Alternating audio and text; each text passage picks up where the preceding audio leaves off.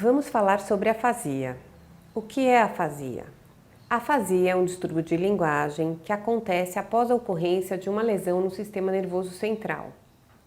Então, o indivíduo nasce, se desenvolve naturalmente, desenvolve todas as suas habilidades linguísticas e lá, na idade adulta, muito provavelmente, ele pode sofrer um insulto cerebral que acaba conferindo a ele um transtorno de linguagem. Esse transtorno de linguagem, ele pode se expressar em várias das nossas habilidades linguísticas. Então, após a ocorrência da lesão cerebral, se o indivíduo tiver uma afasia, ele pode ter uma dificuldade para compreender o que as pessoas estão dizendo, ele pode ter dificuldade para se expressar pela fala. Essas dificuldades elas podem ter graus e níveis muito distintos, então a gente tem indivíduos que após a ocorrência da lesão cerebral, se ficam com afasia, podem expressar desde uma dificuldade de falar uma simples palavra ou até conseguirem se expressar pela fala, mas com enunciados mais simples, mais reduzidos, às vezes sem a estrutura gramatical completa, sem a possibilidade de encadear uma ideia com a outra. E essas manifestações que acontecem na nossa comunicação oral, elas também podem acontecer na nossa comunicação escrita. O que significa dizer que este indivíduo ele pode também ter uma dificuldade em conseguir ler ou interpretar um conteúdo lido, escrever, e essas dificuldades também podem ter graus diferentes. Então tem indivíduos que não conseguem escrever nem sequer o seu próprio nome ou escrever uma simples palavra, e tem outros que têm dificuldades mais sutis, escrevem com erros de escrita ou não conseguem fazer um discurso escrito. Então, esse distúrbio afasia é um distúrbio muito amplo, né? Então, estima-se de que 30 a 35% dos pacientes que tiveram um acidente vascular cerebral terão uma afasia. O acidente vascular cerebral é o nosso maior vilão, né? É o insulto cerebral mais comum causador de afasia, mas existem outros, né? O paciente pode ter uma afasia após um traumatismo crânioencefálico, após a ocorrência de um tumor cerebral, após a ocorrência de uma encefalite, enfim, existem outras causas possíveis para esse transtorno. Um quadro que tem um nome muito parecido com a afasia e que é um quadro totalmente diferente desse que eu acabei de descrever é um quadro que a gente chama de afasia progressiva primária. Neste quadro, a gente também tem uma alteração de linguagem bastante clara, uma alteração de linguagem que o indivíduo não tinha antes de começar a apresentar os sintomas.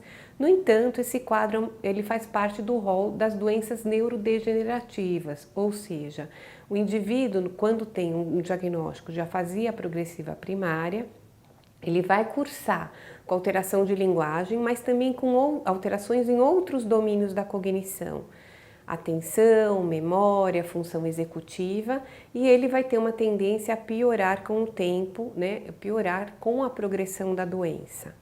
Então, para as afasias que são decorrentes de eventos agudos, como acontece no acidente vascular cerebral, a gente, se conseguir intervir rapidamente, fazer um diagnóstico bem detalhado do quadro de linguagem e entrar com a estimulação, ou seja, com a terapia fonoaudiológica ainda na fase aguda, de preferência o mais rápido possível, se o paciente estiver estável clinicamente a começar a estimulação da linguagem, o paciente tem bastante chance de reverter total ou parcialmente os déficits que essa lesão causou, os déficits na linguagem. Já no quadro de afasia progressiva primária, a reabilitação vem com o intuito de tentar estacionar o máximo de tempo possível este quadro ou retardar a progressão da doença.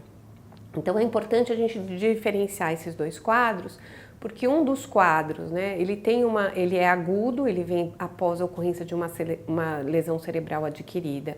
E se a gente intervir rapidamente, a gente tem chances de reverter, pelo menos parcialmente, grande parte dos déficits, em alguns casos até totalmente, dependendo da gravidade do indivíduo, da lesão que ele teve, da extensão da lesão, da escolaridade prévia, né, que está vinculado a um elemento que a gente chama de reserva cognitiva. Então tem alguns indicativos de prognóstico que podem nos ajudar a estimar se o indivíduo vai ter um prognóstico mais ou menos favorável. Mas esse mapeamento a gente faz para os indivíduos que têm uma afasia após um evento agudo.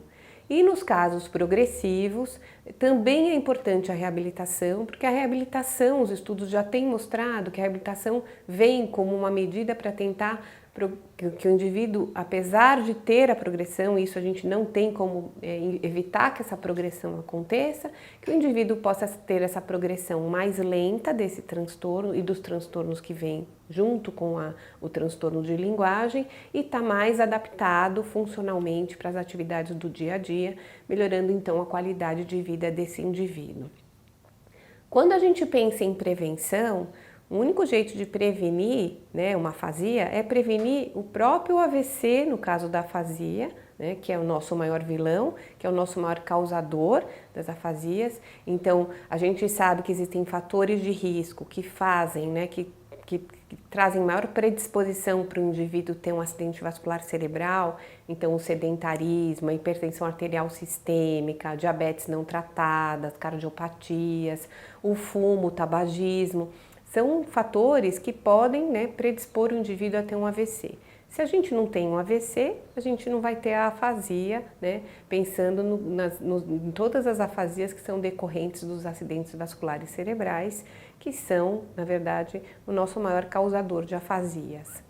Já para síndromes demenciais, a gente sabe que também levar uma vida saudável, né, estar sempre envolvido em atividades que envolvem a cognição, podem ter um fator neuroprotetor e também fazer com que o indivíduo, né, se tiver que manifestar a síndrome demencial, a manifeste mais tardiamente e talvez tenha uma progressão um pouco mais lenta.